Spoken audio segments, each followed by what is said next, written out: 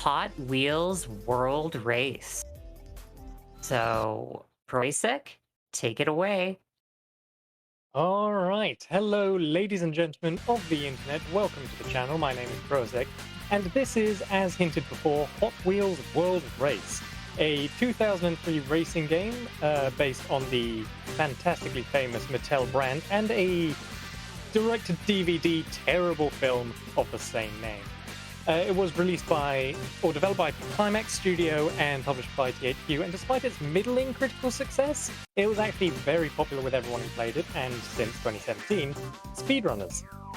So we're going to be getting underway in Rookie League here in just a second, and I'm going to be using this car, the Golden Arrow, which is considered to be the best quote-unquote car for the main strats that we use. There are a few more that people do use, which are Power Pistons here, is apparently quite good. A friend of mine, Bengals, uses Power Rocket here, which is very speedy. One person uses Grease Lightning, which is terrible and no one should copy them. And a few others here and there. So Mega Duty here is what was in an old TAS run. Seared Tuner is what the initial run was done with. And I occasionally use So Fast, which is also terrible, but it makes another strategy kind of nice. Anyway, we will get underway as soon as I hit accept here. So, count it down in 5, 4, 3, 2, 1. Let's go. Beat that. Thank you very much. As we get underway into Cloud 9. So, the first thing you're going to be seeing is the main movement strategy of the game. This is called shuffling, and essentially this is what happens when you drift while boosting. And you'll see it here right now. I can get up to some pretty spicy speeds, even if I'm doing it not exactly optimally. The game tries to keep you at a 200 miles per hour speed cap, but it isn't always successful. So why does this happen? Well, as it turns out, when a car is going sideways over a boost pad, the game has to first correct it to go straight in the direction of the pad when you're in order to apply the boost, but it then tries to correct it back so you don't notice the difference, and in doing that it pushes even more speed onto the car. So the faster you go, or the more sideways you go, the more speed you get off of the pad, or indeed off of the Nightbox boost, which you can see me collecting by landing mainly. 2 tricks and a landing will allow you to fill up that gauge on the right side of the screen, and this means that you can pop a boost pretty much wherever you like. You don't have to rely on the position of boost pads. You don't get quite as much redirection force from it though, so it's not quite as efficient, but the flexibility is fantastic. So boost shuffling, as it was originally known, was discovered by Voltec GK and several casual runners around about 2017 start of the season. But it wasn't until Eclipse came along and pulled a world record out for this category in particular that we knew that you could do it on all sorts of boosts. We'll get into a little bit more about where it was found first a little bit later. But there is another way to get boost, and it's very important that I talk about it on this track, Satellite City, because it is uniquely the only track in the game in any category that has no jumps whatsoever. So how do we get the boost? Well, you might have been paying attention in the first track and seen me grab it up in the first couple of laps from these rings here. Getting 19 of those on the PC version, or 20 on console for some reason, because porting is hard I guess, will fill up that boost gauge as well. And as a result of that, certainly on this route, what your routing is to collect those rings is incredibly important. We want to get, yes, our full gauge here. Ooh, as I spin down, not too bad, not too great now. I want to get it before this sort of chicane we come to here. And if I can get the full boost, then I can do this nice little Nitrox shuffle. And that uses the full potential of it. It's the fastest speed bound for this track. If I didn't get the half or the full boost there, then I could fill up on some rings and take about halfway down. It's not quite as efficient, you know, but getting 1/2 and 1 full shuffle out of it is generally considered pretty good for Satellite City. There are 100 pickups on every single course. There's 100 rings, that is, and you can, get whatever you need. But if you collect all of them, then you'll be well on your way to a extended category in this game called All Pickups, where you need to collect all 1,500 rings that are available throughout the game. Of course, it requires a lot of routing, because as you can see, I've gone all 3 laps avoiding rings right at that start. You do need to take different routing into consideration. Since this is just a generic league category, I don't need to worry too much about it. This track is also a good showcase of something called a corkscrew shuffle. So corkscrews are mean in this game, and it's why this used to be one of my biggest reset points. You're up on 3 wheels on that, no matter what you're doing. And when you have less wheels in contact with the ground, your friction, as the game calls it, your essentially stickiness to the floor, is reduced. Meaning you can spin out easier, you can get popped up and all over the place. It's really not great. We might see later... No, I don't think we do. He's in the wrong place. The car you can see in 5th place, belonging to... Oh, nice. That was actually one of my top 10. Belonging to a guy called Alex. That's the switchback car. Has a weird hitbox. That means on certain corkscrews, it can just fall off of the track. We don't know why that car in particular. It's something to do with what its hitbox is about and where its wheels are in relation to it. But yeah, it's amusing. We might see it, we might not, we probably won't. Oh well. So we are now on Vapor City, the 3rd track, and therefore the midway point for the 6-track run. And this is a brilliant course. I absolutely love it. It is, in my opinion, the best track in the game. As you can see, it's got this big loop, which is where shuffling was initially discovered. In addition to that, see how I'm keeping my nitrox meter until after I already land. Instead of doing as you'd expect and wasting the meter as I get the reward for landing, I can actually make use of the nitrox I've got stored up just before it rewards me, and essentially get a free use of it in a more optimal location. This is called Refill Tech, and it's really quite tight to pull off. Not like frame perfect or anything, but yeah, it can be messy. Another trick that's on this track, which is essentially considered one of the forbidden techniques of this game that you don't do in a full game run, is loop skip. So you may have noticed on that loop that there's a central partitioning wall separating the left side of it from the right side of it. Well, if you're very lucky or using a car with exposed tires like So Fast, as I mentioned earlier, you can clip through that and save something like half a second every lap, which is insane. Coming down the backstretch here, and I want to avoid that pad because it'll slow me down actually, since I'm going over 200. Boost pads like to slow you down to 200 because that's, the soft speed cap. They want it. You may have also noticed in this ramp, in this course, that I had to slow down and take slightly different routing through the hairpin on lap 3. That's because I'm so far ahead of the AI that I can't rely on it to pick up the boost in time. It's something we have to consider on several tracks, and I'll talk a little bit more about it when we get to that.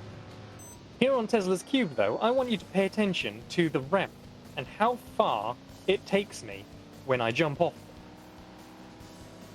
Not too far, it's far enough to close the gap, fortunately, for all our racers here, but it's nothing insane. And if we want to extend it, as you may have seen on the previous track, then we will need to use our nitrox meter.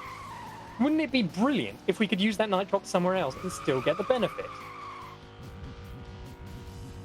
Not quite as much as I would like, but there you are. That is a technique called fast ramp. There's a few variations of it we'll see later on, but it essentially allows you to use your nitrox on the long straight ahead of a ramp and get all that speed back. It is very handy, and it still gives you the same distance because we're hitting them at way too high a speed. It doesn't calculate correctly.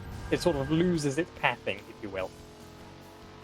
I'm not using a chicane nitrox shuffle here on lap 2, by the way. This is because I'm taking advantage of something I've not spoken about, the flame aura. So if you do the button combinations that are prompted at the top of the screen every time you do a jump, oops, that's unfortunate, 3 times in a row, then you will receive a benefit to pretty much all the main stats of the car. So your speed, your boost, your handling, your grip, all of these things are improved, which is very handy. That means that I can go through the chicane without worrying too much, and I don't lose time as much as I would here on lap 3 for not doing it. Or for not doing a Nitrox. There we are. Nice and textbook fast ramp there. Absolutely fantastic. And you see the trail of rings showing how far a regular Nitrox jump would have taken me. And yeah, we can match that without any issue whatsoever, thanks to fast ramp. Going on. That's actually pretty respectful. All right, we're going to be moving on to Space Out, and I do want to start this a little bit sooner because we're going to see a trick again right at the start of the run. This is called Slingshot. This was recently discovered, or rather recently labbed out and confirmed to save time by Bacon, a community member. And as you can see, I'm driving backwards. That's not good. But there's a boost, so I can get up to 300 without any worries at all. And already I'm up into 3rd position. Usually, if you're just running it normally, you'd be stuck in 5th at best at this stage before you go into the shortened section there, the slimmer track. And I can also get ahead of the AI to hit that boost pad so it doesn't get in the way. Once again, some looping, always good. And yeah, this track has a lot going for it, but it also has a bit of infamy regarding it. So here at the end or the start-finish line, you can see, or I could just lose the input for the Nitrox, so I'll just hit it normally. You can see there was a drop down there and a raise up here. On the drop down, if you're going around 300 miles per hour or any faster, then you will hit a kill plane or something that's mechanically similar to it. And if you're going over 240 on the rise up, then you'll have the same problem. You'll get reset, you'll lose all your speed. Very, very inconvenient. As it turns out, going fast, it's good, but you can go too fast. So this happens because of something in the game which is like a tether between the track and the car. You can't see it, but imagine there's a rubber band attaching at all times to the bottom of the track. Yep, there you are. I've just showcased it. That was totally intentional. Not a mistake at all. And that tether is essentially waiting to be pulled taut before snapping back and pulling you to the closest bit of track. It can produce some funky results, as you won't see in this category, but in longer ones which hit the track deep zone, you can actually snap that back in the wrong position and get attached to a piece of track later on and skip a huge section. Speaking of skips, by the way, I didn't mention that fast ramp in Tesla's Cube saves about 6 seconds all 3 laps, so that is crazy. Oop, missing the pads, as is my want, but we got through the line without too much fuss. Alright, we're now moving on to the very last track, and this is another one with a trick that's right at the beginning. This is going to be Mist Mountain. So there's a bit of a meme in the community that there is no such thing as a good Mist Mountain split, and that is because of this trick that I'm about to show off. Remember when I said we need to route around collecting the flame wheel pickups to unlock these orange barriers that I've just driven past? Well, unfortunately, despite there being some rings to pick up on the way here, there is physically no way to get enough to pop a Nitrox on the first Nitrox requiring round, which means we can't get the flame wheel pickup.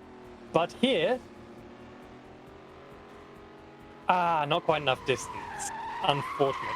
That would be a technique called free ramp, a variation on fast ramp, which essentially shoots you as far as a Nitrox shuffle would, or a Nitrox ramp would, without having to spend anything for the benefit. It saves about 1 second optimally, but it also saves you having to go down that windy bit of road, which is difficult to drive optimally. As you saw there, I was not optimal in the slightest.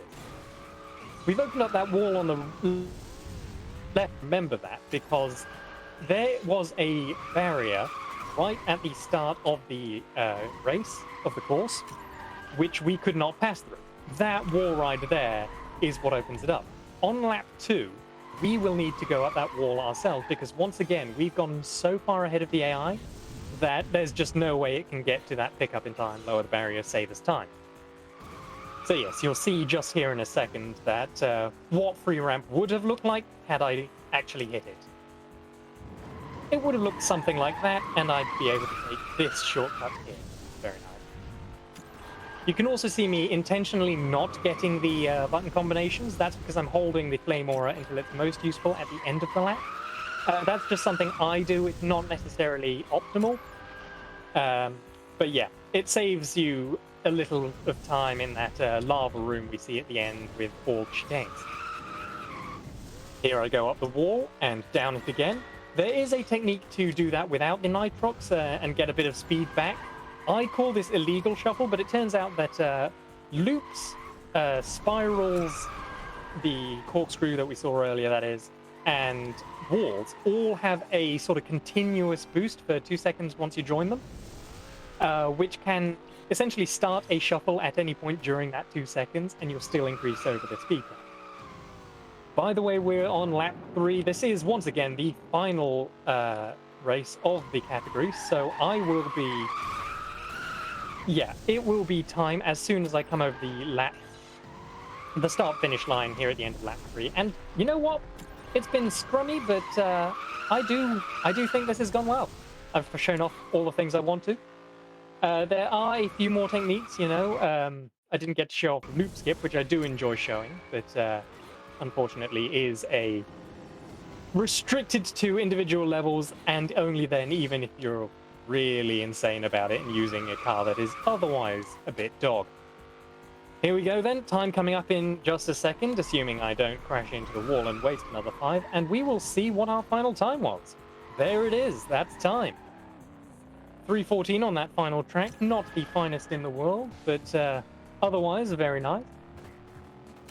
And yeah, that's the category. It's not the longest in the world by any means. And despite that, I think it's very fun. You know, I really enjoy running it. It's sure, it's sweet. It's very competitive. Looks like that was a 15:21 RTA. Very nice time indeed. My word. Okay, so I guess some quick shout outs then. I should shout out our world record holder, Drew, who actually taught me a lot about the game in the run up to this marathon, as well as Bacon, who not only discovered the strategy for Slingshot, but also taught me a more consistent setup for free ramp there in the last track, and a few other things. Shout outs to our moderators as well, they do good work. Shout out to my frequent collaborator, Lol Bengals, and of course to Master Kuruk, who held their fort for this game for 2 years during its big lull between 2017 and now, and really did a lot for this game, so cannot thank you enough. If you're interested, do join our Discord. It's accessible through the speedrun.com page, and we have a tournament coming up, actually. This will be an individual level tournament, you know, showdown with people, see what you can compare. I am very interested to see how it goes. We've got some big names. I've got nothing more to shout out. You can find me on Twitch at proasek, nothing too fancy about it. And you can also find my YouTube channel under the same name, where I upload a few funny clips here and there, as well as my PBs. Thank you very much. I'll throw it back to the host. This has been wonderful. You've been a wonderful audience. Thank you for your generosity. Shout out to the Trevor Project. Great charity I care a lot for. Thank you very much, and I'll see you later.